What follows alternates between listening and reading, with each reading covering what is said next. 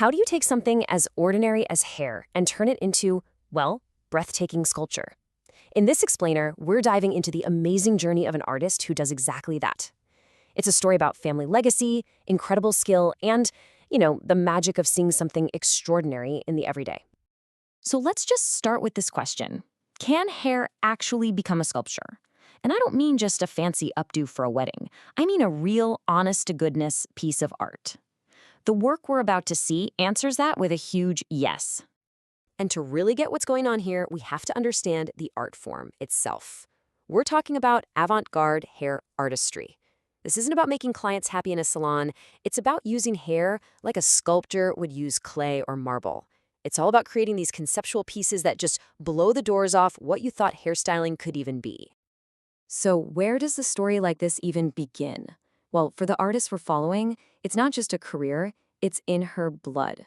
Her story is rooted in a 4-generation legacy that started back in a really transformative time, post-communist Albania.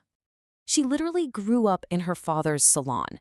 And this was right after the fall of the communist regime, which is a huge deal. Suddenly, the country was opening up and they could finally soak up all these fresh techniques and influences from places like Italy and Great Britain.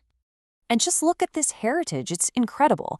The craft was passed down from her great-grandparents to her grandparents, and then to our father, who went on to build one of the absolute best salons in the entire region.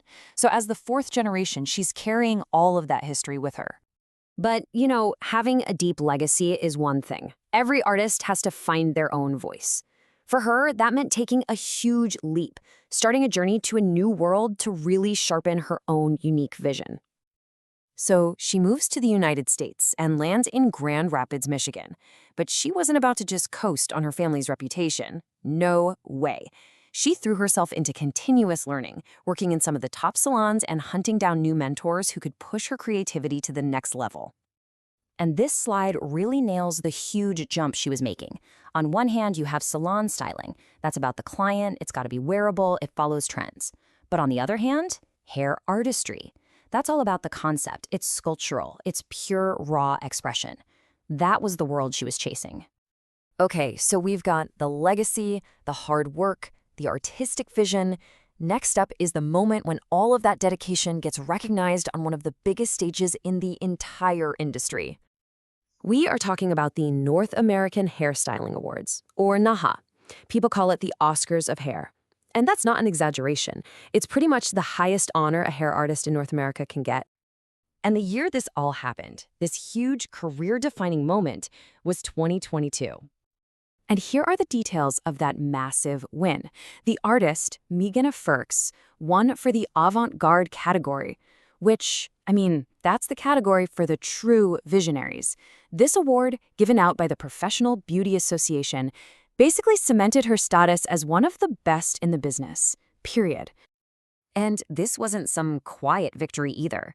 The industry press, we're talking Beauty Launchpad, Salon Magazine, they were all over it, broadcasting her achievement and letting everyone know she was at the absolute top of her field.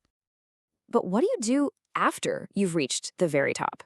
For Majena, it wasn't the end of the road. Her journey just took a new turn. She went from being an award winner to an educator, so she could pass on everything she'd learned to the next generation. And how did she do it? She founded the Articore Institute for Artistic Advancement. The goal here wasn't just to teach people how to do hair. It was bigger. It was about elevating the entire art form and sparking that fire in a new wave of artists. Through her institute, she's really creating a roadmap for others. It starts with masterclasses, then dives into super advanced techniques. But the most important part? She encourages artists to just break the rules, to push past conventions, and to dig deep to find their own powerful, unique style. She's not just teaching a skill, she's really teaching a whole new mindset. And that kind of brings us full circle, doesn't it? Majena Furki's story is this incredible testament to how a familiar, everyday material can become truly extraordinary art. So it leaves us with one last question for you to think about. What everyday material in your own life could you see differently? What could you transform?